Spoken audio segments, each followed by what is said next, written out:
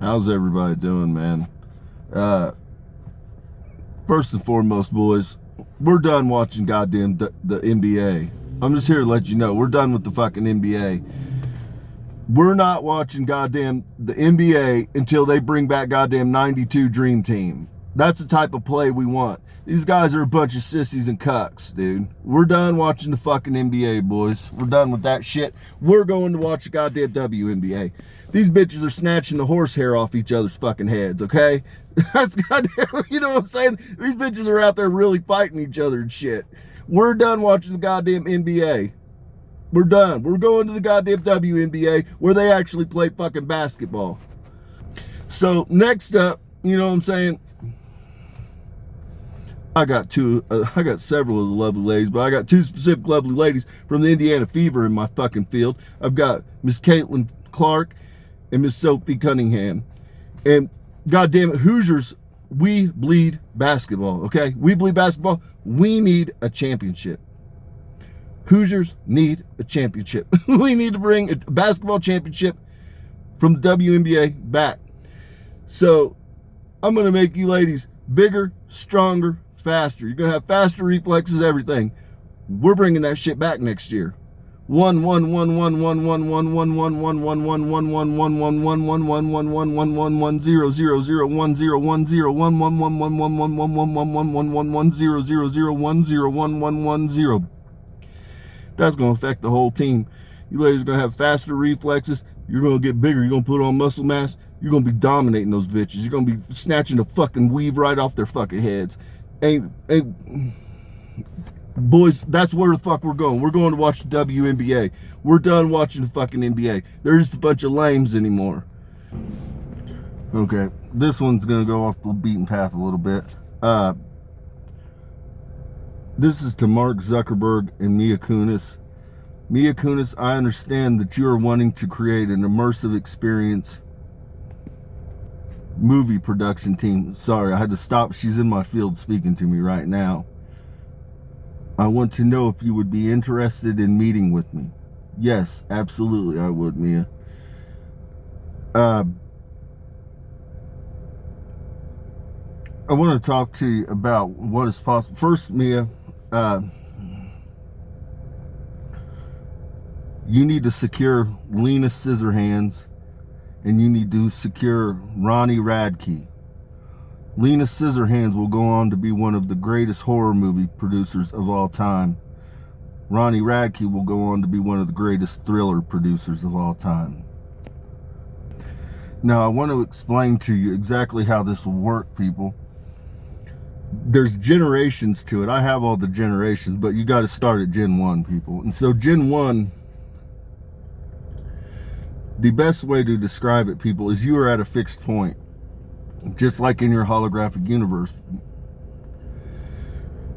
What you are essentially doing is you are opening a portal to traverse a holographic universe. Now, this does not require dark matter energy. This requires a hacking and coding of the simulation. Dark matter energy is required to power a biological vessel or a synthetic vessel. So you don't need dark matter energy, but you do need the coding, of course. What you're doing is you're hacking. You're going from orbital to eyeball. You're going from orbital, from temple to eyeball to ocular implant to orbital implant for the neuromodulation. And so, but what that allows you to do is once you have the coding, you're at a fixed point. The best way to do it is if, I'm just going to say, the best way to do it, I have an old steel trellis bridge by my house. When you're at the end of the trellis, you can look down. The things to your side do not have as much definition, but you're able, on your peripheral, when your eyes are slightly sand, you can see definition. It's depth, it's perspective.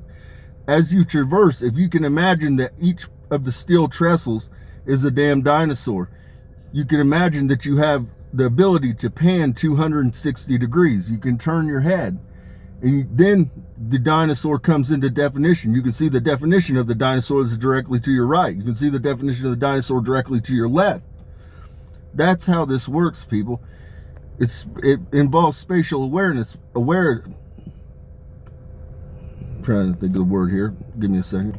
It involves spatial awareness and depth perception, but essentially the person is in a fixed point. You're creating a portal that is traversing the holographic simulation that is the movie set. Now, I want to explain to you how exactly you come up with the script. It's a collective consciousness. Once I turn people's singularity on, or allow, so there's going to be people that merge ultimately, what that allows is you can tap into the collective consciousness. If I want to hear Charlize Theron's voice, I can hear it in my mind right now. If I want to hear Ronnie Radke's voice, I can hear it in my mind right now. If I want to hear Mila Kunis, hear it in my mind. If I want to hear Elon Musk, it sounds just like my consciousness. My own voice, that is my consciousness, my higher self, sounds just like that, but I can hear it in anybody's voice. So again, that's how you code. So what you do, this is where artificial intelligence comes in, people. So what you use artificial intelligence for is very simple. When you come up with the script, your mind already, people, fills in the blanks for the holographic universe, the holographic simulation that you exist in, whether you, the 3D to 5D, your mind already has to compensate. It has to create and fill in gaps all the time. That's what you're relying on. When you create a script for an immersive experience movie, essentially all that you have to do is go to artificial intelligence, and you have to give it your hold on a second, I'm trying to think of the correct words. You plug in your actor and characters, then you plug in your scene set, then you just tell it to generate 100 pages of script. Now in the script, you want your monologue and you want your scene settings. So if you want, you know what I'm saying, you can plug in a Jurassic World, let's say a Jurassic World, and you generate 100 pages of script. What you do is then it goes to a coder, somebody like me. It has to be somebody that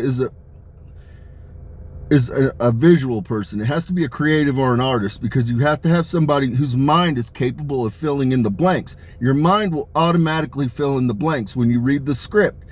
And so literally you are reading the 100 pages of script and you are generating the code actively. The code is then being converted. And that's ultimately what you use for the immersive experience. Now you can plug in the voices then, or you can do voiceovers, but ultimately you can do first person view, but you can do up to, it's easy to do, up to 5 bifurcated lines. So you can have 5 different plot lines happening simultaneously. The Tyrannosaurus Rex knocks the car over and you've got 5 passengers in the car. The 5 passengers scatter. You just select the passenger whose story plot you wish to follow, and you go through their immersive experience.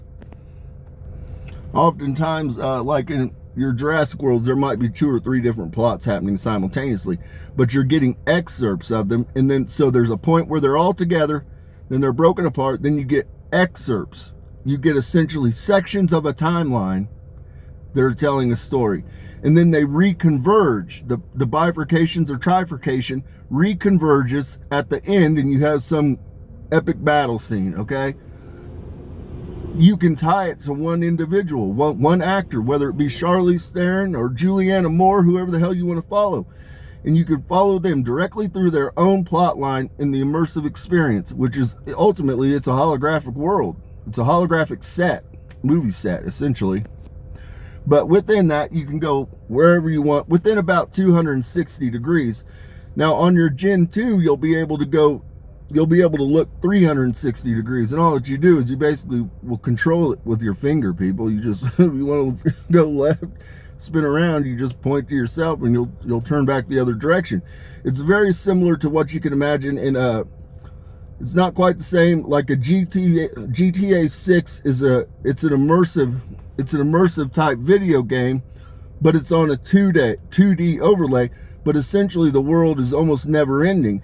You can spin around any direction. Now you're pointed forward when you're driving a car, but you can essentially turn around and you can see what's behind the car. That's exactly what it will be. Now Gen 2 will allow you to turn around and see what's behind you. Gen 3 is just an open set where you can just meander, you can just wander the world whatever you set the scene. If it's a Jurassic World, you can just go out and wander the world in the wilderness.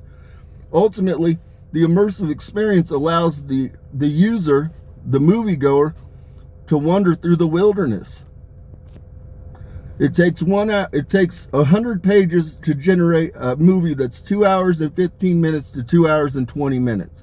You just cue yourself and your mind will fill in the blanks. You just need the descriptions and the scene set and then the monologue, and you can generate the movie. The immersive experience that's then coded, then that coding is used to beam to the person. Now it gets wild because you're able to control people's sensations with this, people. So if you're in Jurassic World and it's pouring down rain on you, you can feel the rain. If you're on the beach, you can feel the sensation of breeze, people. You can do all kinds of wild shit with it. It is the senses that sell the immersive experience, people. The visual is just a chef's kiss, but the visual does nothing, because I can take your vision away and you know exactly when. If I put you in New York, New York has a unique smell and a unique sound that is unique to to New York. You can take away my vision and I understand. You can plot me there and I'm like, I'm in a city. Oh, I'm in New York. It has that oily smell, the potholes shit that comes up. New York has its own sound and smell. Chicago has its own sound and smell. LA has its own sound and smell. Bangkok has its own sound and smell. You can literally code in the sounds and smells. If you've got somebody climbing Mount Everest, you can code in to give them chills. You can do anything that you want with this, people, with orbital neuromodulation coincided with an ocular implant. You can do anything you want. You can do all kinds of crazy shit. So with that, peace and blessing be upon your homes. I've got stuff to do today. I've got a lot to do. So peace and blessing be upon your homes.